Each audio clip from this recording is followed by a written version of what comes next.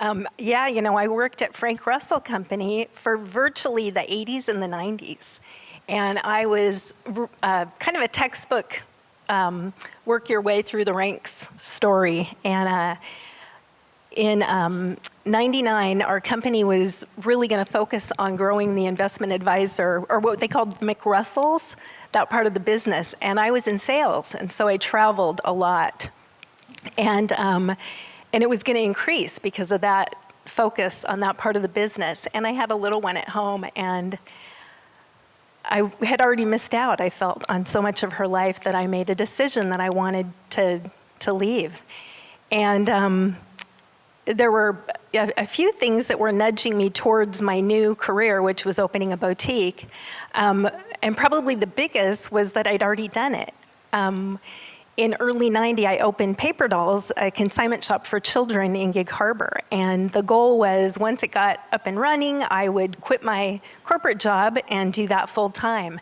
So I had 2 employees that ran it, and they did a great job. And then I came in on the weekend, and there was a little crib for my daughter in the back, and we'd hang out. And I really loved it. I loved being a shopkeeper. And then my mom was diagnosed with late-stage cancer. And she was pretty young, and I needed to help her. And between commuting from Gig Harbor and working full-time and overseeing this shop, something had to give. And so I sold the business to one of my employees, and then she turned around and sold it, and somebody franchised it. And so in the back of my mind, I was always thinking, what would have happened if I would have been able to do that full-time? And so part of my job at Russell was to review business plans. So I got to work on a business plan, and when I was done, I shared it with some bankers in my family who were kind of notorious for saying no. They wouldn't lend money. And they all gave it a thumbs up. And I think the school of thought is that you write a business plan to get financing, which is true, but I needed it for courage because I had a great job. I had just gotten promoted. But the common thread here is connection with women. And I was really feeling isolated at work because the area that I worked in was wholesalers. And so I did a lot of trade shows, and it was really lonely. And so the nice thing about doing a business plan is you spell out how you're going to do it and what you're going to do and how you're going to do it. So armed with my business plan, I opened my shop in downtown Tacoma, and I loved it right away.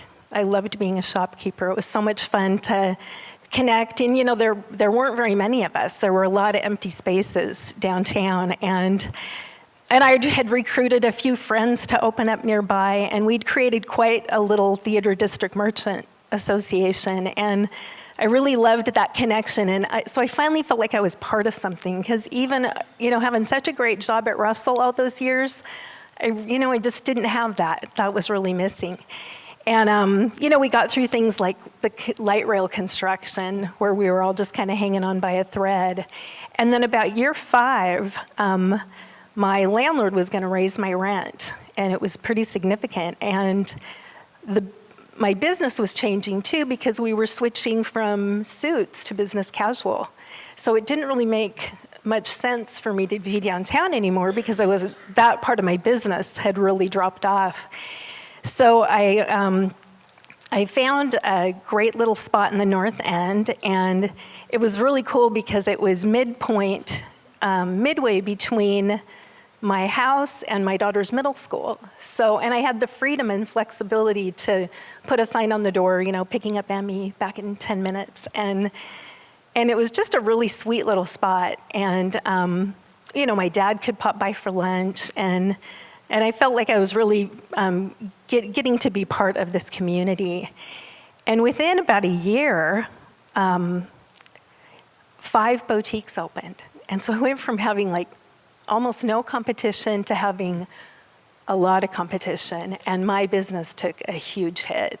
And so did my ego, because a couple of the stores were really beautiful. They'd spared no expense on the build out, and I had secondhand racks and was trying to do everything on the cheap. And And they were really trendy, and that's never been my customer. I kind of cater to the working girl and have wardrobe basics. And they were really good at merchandising, and I'm not. And, if you've been in my store, you'll know it's really common to, the UPS box comes and we're ripping through it together.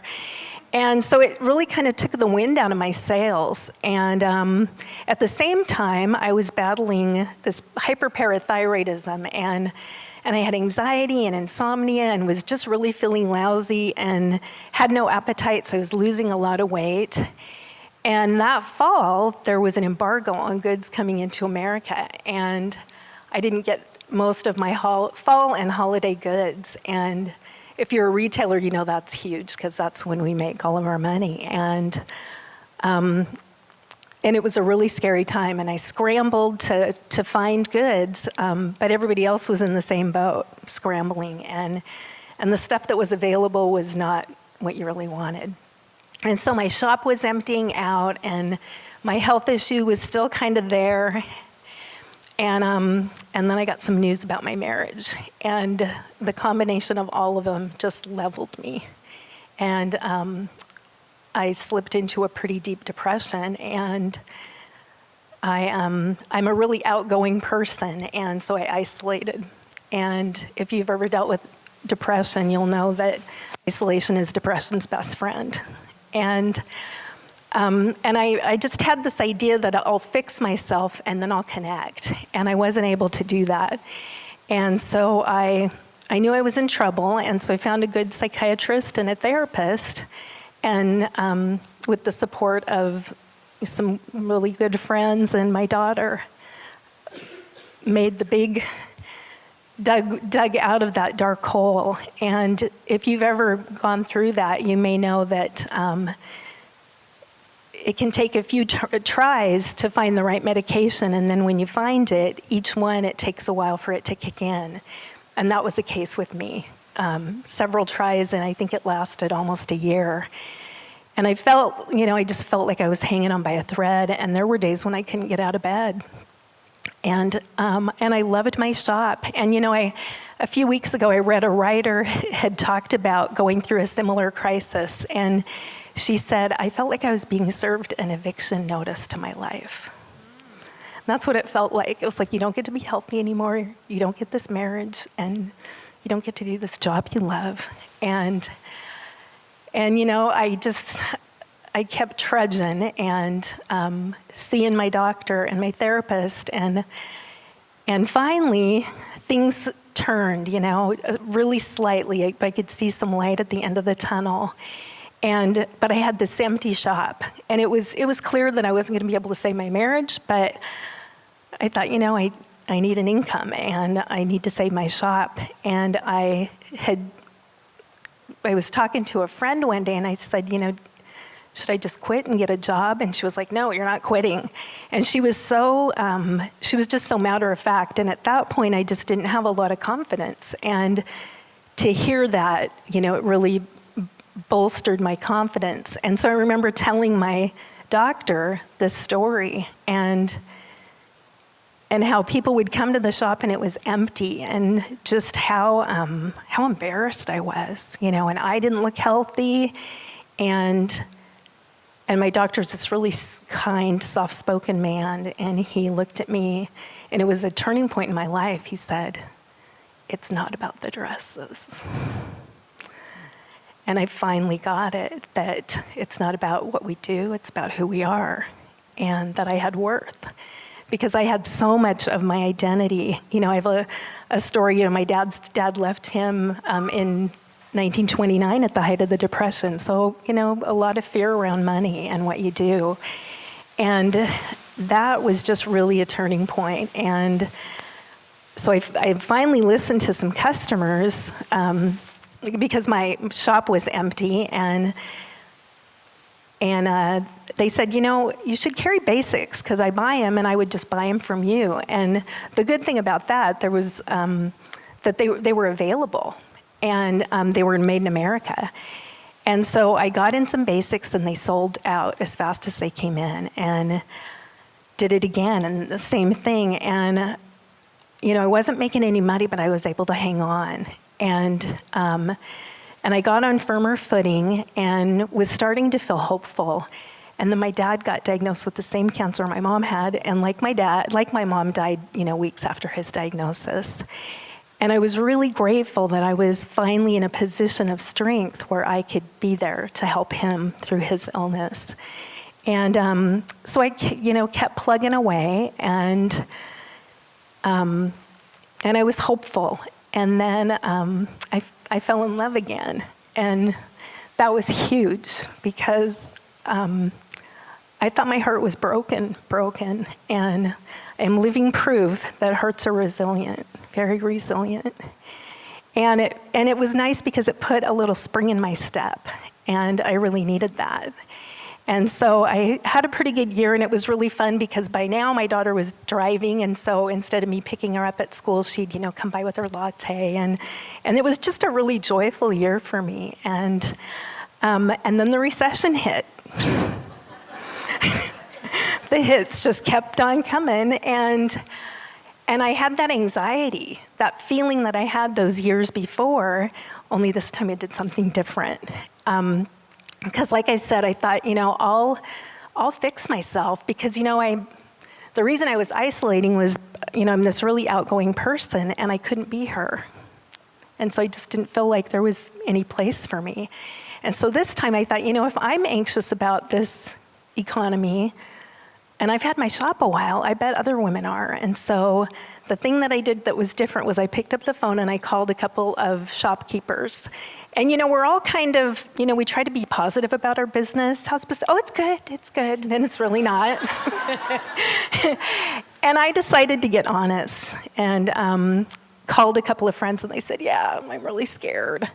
And I had this idea, why don't we connect on Facebook? We'll start a little Facebook group called Shop Girl Tacoma, and we'll share each other's events in the news feed so that, instead of your 200 friends seeing it, thousands of people. And then we'll get together once a month and just talk about what you're doing to bring in new business. And it was really fun. And it was so funny because I just made a couple of phone calls, and 39 women showed up at Mad Hat Tea for our first meeting. And they were all brick and mortar. They were all brick and mortar women-owned businesses in Tacoma. And we continued to meet once a week. And then we did really cool things like we were kind of fighting crime because there were all of these little incidents of laptops being stolen and lewd behavior, and taken individually, they were misdemeanors, but we connected, and it was organized crime. They were able to put some of these people away and kind of clean up, some of the things that we were dealing with. And some of those women are just, dear friends today. And the message really was, I got the message loud and clear that, you don't fix yourself, the way back is through connection. And so then it was time to move again. My lease was up, and my sweetheart was in the mortgage business, and he was ready to make a change, and we decided to open a frozen yogurt shop and put my shop in the back. So we started Proctor Frozen Yogurt, and we loved it. And again, it was that community. It was a gathering place, and it was really fun to watch the kids grow. We had it for 4 years, and we grew a lot as a couple too. And since Craig was running the day-to-day, about halfway through, the entrepreneurial bug bit again. And I've had this idea to make a raincoat for years because I would always look for one because we need them. At market, I never saw them. And so it was a mashup of like 8 of my favorite coats. And what prompted me was a few years ago, there was on Oprah's favorite list, there was a windbreaker that was $395. I went, that's it. That's it. And so I called Chandler O'Leary, who is a local artist who I really admire her work. And it was just serendipity because she was looking to do that kind of work. It's called surface illustration, and she agreed to illustrate the lining of my coat because I had this idea, I wanted it to go from day to dinner, and I wanted it to be interesting and have the lining tell a story. And So it started with Chandler, and then my cousin said, I'm in Rotary with somebody who knows Sally, who owns a sewing factory in Tacoma. And I was thrilled at the possibility of getting it made in the United States, because it had to be made in the US. That was part of the deal. And here was this sewing factory, this incredible sewing factory that's, worldwide, does worldwide business in Tacoma. And so I met Sally, and she's super busy, and she agreed to take on the project. And, the beautiful thing about that is, we've worked on it for 2 years, so now I have a dear friend in Sally, And then people just showed up, a technical pattern maker, somebody to make the muslin, and I didn't even know I needed to make a muslin. Somebody said, and somebody just, appeared and wanted to help me. And a filmmaker, I used to work with her dad's office was next door to mine at Frank Russell, and her aunt and I went to high school together, Tacoma, how we're connected. And these opportunities just kind of kept, falling into my lap. And so we put together this Kickstarter campaign, and I had to figure all that out, and I'm not very techie, so that was pretty cool. And not only did we raise our goal, but we did it with a week to spare and raised an extra $10,000. And so, the good part of that is my community made this coat. My community made this happen, the backers who supported me. And so at 53, I was able to launch a brand new career that, dovetailed nicely with what I was doing. And so then we got word that our building was going to be developed, so had to move again. And I didn't have another move in me. And so I decided I was just going to take a little break and work from home, and then wait for the right space to open. And my business has evolved into this sweet little hybrid where people come to my house and have personal shopping appointments. I do closet cleanouts. I chat with people on Facebook and mail packages. I sent a coat to somebody in Norway, and they weren't even a cousin. And I get to spend some time on design. Sally and I both love Vachon, and so we have our design meetings on Vachon, which is really great. And the other day, somebody came over, and my appointment after her canceled, and she needed a necklace, and I was able to make her a necklace on the spot, because I also design jewelry. And it's just been, such a, and I'm saving so much in overhead. It's just was such a nice little evolution of my business.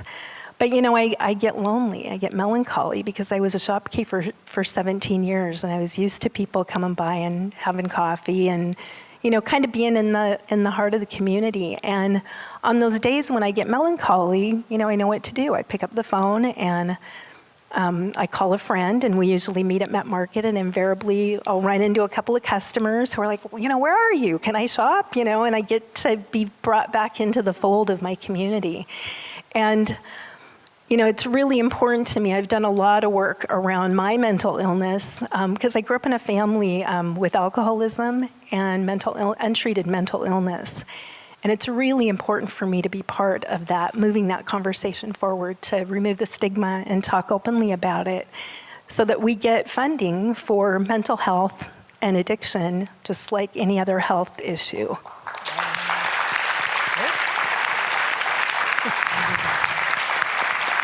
And so, I love opportunities like this, because we get to take off our shiny face and get real. And, you just never know when, somebody is going to say, I have this project. Well, I know Sally, she has a factory. Or I know a really good therapist. You just never know. And that, again, it's that thread, the community. And I'm just so grateful for the work of Willow and Megan, and just this opportunity to get together with these wonderful women and share stories. Thank you.